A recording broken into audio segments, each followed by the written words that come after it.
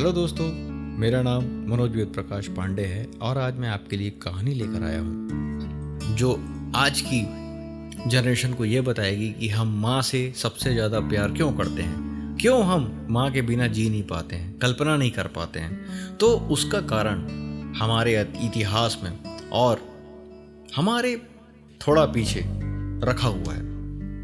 कारण ये है, आज जब चर्चा चल रही है इस दुनिया में कि महिलाएं बेहतर हैं कि पुरुष बेहतर हैं, ऐसा नहीं था। कारण यह है कि सभी के सभी सहयोग करते थे एक परिवार को चलाने के लिए। उस समय की बात ऐसी थी कि वहाँ पर आपको काम करना है, आपको अपने परिवार में सहयोग देना है। उसी सहयोग की भावना और आपसी मेल मिलाप, तालमेल क्यों जरूरी था, वो बताने के लिए आज की मैं कहानी शुरू करता हूँ। उस कहानी का नाम है माँ। सुबह सुबह उठने के बाद जब मैं हाथ मुंह धोकर चाय रोटी खा रहा था, बड़े मजे से खा रहा था, ये हमारा नाश्ता हुआ करता था, तो मैंने देखा पिताजी अपनी साइकिल निकाल रहे हैं और माँ ने उन्हें प्लास्टिक की बोरी पकड़ाई जिसे उन्होंने अपने साइकिल के कैरियर में दबा के रख लिया पीछे और बाहर निकलने लगे। उसी वक्त मुझे थोड़ी सी शंका हुई, आज दाल में कुछ तो काला है। और जब मैं बाहर निकला तो देखा आसपास की महिलाएं अपने बच्चों के साथ कोयले का लड्डू बनाने की तैयारी कर रही हैं, जिसे चूरा गोली बोलते हैं हमारे यहाँ स्थानीय भाषा में। शहरों में जलाऊ लकड़ियाँ महंगी मिलती हैं, इसलिए मजदूरों के घरों में कोयले और गोबर के लड्डू से ही सिगड़ी या चूल्हा जलाया जाता है, उसी में खाना पकाया जाता है। उस समय गैस का चूल्हा नसीब वालों के घर में होता था। मतलब रविवार का दिन, मेरी छुट्टी वाले दिन मेरे साथ अन्याय होने वाला था। आज तो दिन भर क्रिकेट खेलने का मैंने पूरी तरह से योजना बनाया हुआ था। हम लोग किराए के मकान में रहते हैं, जहां कई परिवार किराए के मकान में एक साथ निवास करते हैं और बड़े प्रेम से रहते हैं। चारों तरफ घर है जहां पे कमरे हैं, किराए में लोग रहते हैं और बीच में बड़ा सा आंगन है और उसके बाद पीछे की तरफ बाड़ी है जहाँ पर बहुत सारे पेड़ पौधे हैं और कुआं है वहाँ पे। उसी कुएं के पानी से हमारे नहाने और पीने का पानी मिलता है हमें। आज मुझे अब दोस्तों के साथ, मित्रों के साथ क्रिकेट खेलने जाने का मन था, मगर कोयले के चूरे का ढेर देखकर समझ गया कि बाहर जाना मुश्किल है। मैंने माँ को कहा भी मुझे जाने दो, लेकिन वो नहीं मानी। फिर जब मैंने जिद की कि माँ आज तो मुझे जाने दो, क्रिकेट खेलना है, तब मेरी पिटाई हो गई। उसके बाद रोते हुए मुझे मजबूरी में मुस्कुराते हुए इस सामूहिक कार्य का हिस्सा बनना पड़ा। आज मैं माँ से बहुत गुस्सा हूँ। जी तो करता है कि घर छोड़कर भाग जाऊँ या पेट दर्द का बहाना बनाकर सो जाऊँ, मगर क्या करूँ, अब और मार खाने की ताकत मेरे पास नहीं बची है। इसलिए चुपचाप अपने काम में लग गया।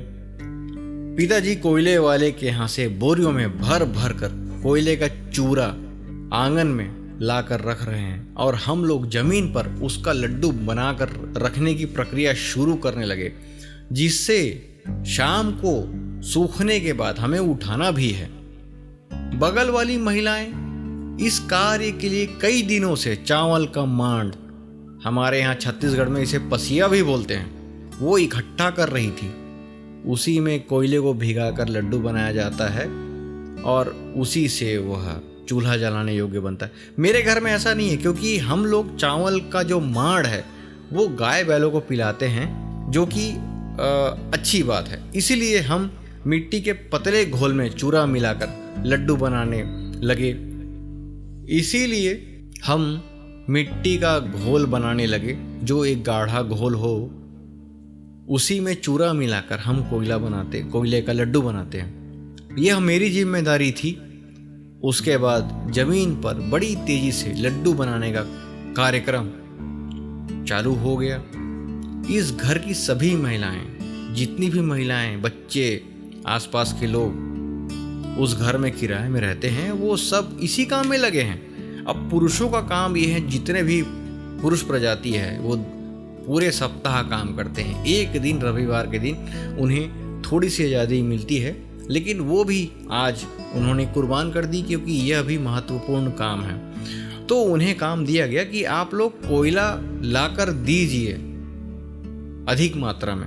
उसके बाद वे चाहें तो नाई की दुकान में जाकर हजामत बनवाएं या फिर आराम करें। कोयला ढोने के बाद मेरे पिताजी घर के अंदर गए और ऑडियो प्लेयर में गाना बजाने लगे। उस दौरान रेमो फर्नांडिस का एक गाना था, ओ मेरी मुन्नी मुन्नी मुन्नी बेबे, काफ़ी चलन में था, जिसे सुनकर मेरा 3 साल का छोटा भाई नाचने लग जाता था।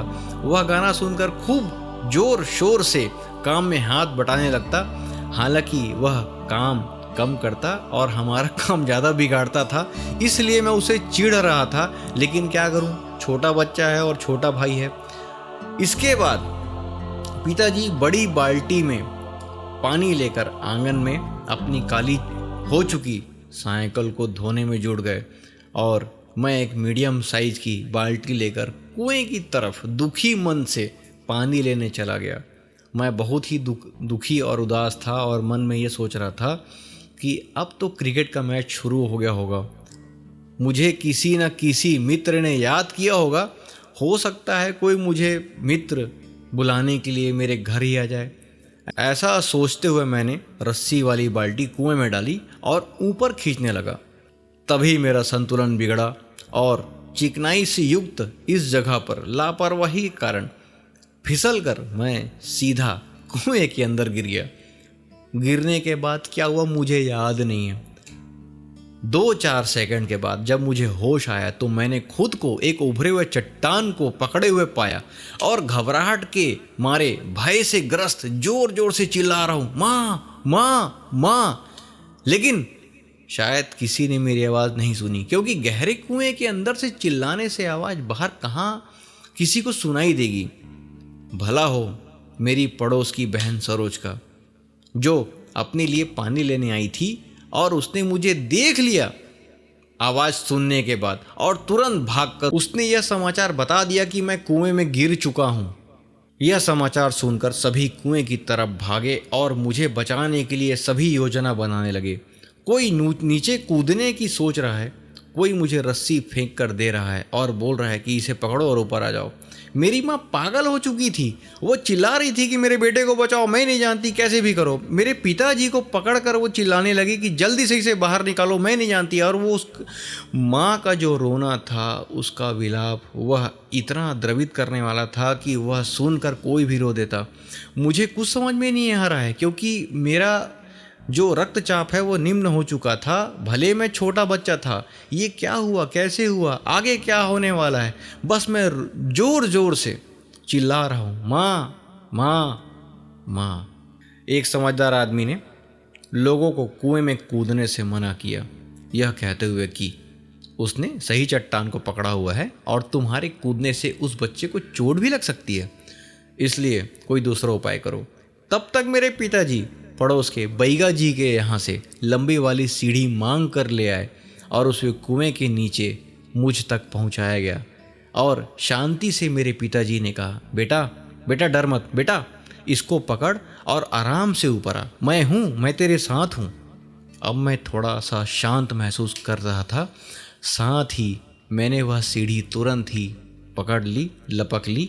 उसके बाद जब मैं धीरे धीरे सीढ़ी के माध्यम से ऊपर पहुंचा तो माँ ने मुझे अपने सीने से लगा लिया और वह बहुत देर तक रोती रही। मैं भी माँ से ही चिपक गया, जैसे कि उनकी आंचल के बाहर मुझे जाना ही ना हो।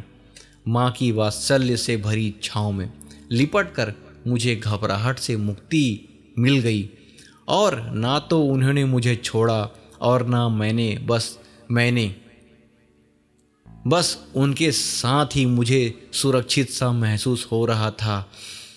घबराहट के मारे ना तो मैं कुछ बोल पा रहा था, ठंड इतनी लग रही थी कि मैं कुछ सोचने की स्थिति में नहीं था। बस माँ के साथ मुझे बड़ा अच्छा लग रहा था। ऊपर वाले की कृपा से अनहोनी टल गई। मेरी जान बच जाने की वजह से उस दिन सभी लोगों ने भगवान को बारंबार धन्यवाद दिया और सभी लोगों ने मंदिर जाकर मेरे सकुशल वापस लौटने की खुशी में प्रसाद चढ़ाया। उस दिन पूरे परिवार के लोग, मोहल्ले के लोग खुशी मना रहे थे। उस दिन सबसे मुझे अपार प्रेम और दुलार भी मिला। इस घटना के 25 साल बाद जब मेरी माँ की तबीयत बहुत ज़्यादा ख़राब थी, तब मुझे समझ आया कि उस दिन मैं कुछ और क्यों नहीं बोल रहा था। मैं सहायता के लिए किसी और को क्यों नहीं बुला रहा था। क्यों मैं चाचा, ताया जी या पिताजी बचाओ बचाओ क्यों नहीं पुकार रहा था। मेरे मुंह से सिर्फ एक ही नाम क्यों निकल रहा था। एक ही नाम बार बार क्यों उच्चारित हो रहा था, माँ माँ माँ। यह एक कहानी नहीं है, यह एक भावना है। जब मेरी जान खतरे में थी उस समय मैंने सिर्फ माँ को पुकारा, लेकिन उस बातों की जो समझ थी या उस शब्द की जो महिमा है, उसे समझने में जो समय लगता है, वो समय कैसे लगा जब माँ की तबीयत बिगड़ी। उस समय जब मैं अस्पताल पहुँचा, उस समय जब मैंने माँ को देखा, वो मुझे देख कर मुस्कुरा रही थी। ऐसा लगा कि बेटा आ जा, मैं तो हूँ तेरे साथ। तब समझ में आया माँ की ममता क्या होती है। धन्यवाद मित्रों। अगर यह कहानी आपको अच्छी लगी हो तो आप यह कहानी शेयर करिए अपने मित्रों और दोस्तों के साथ, और मेरे चैनल को सब्सक्राइब और लाइक करना बिल्कुल मत भूलिएगा।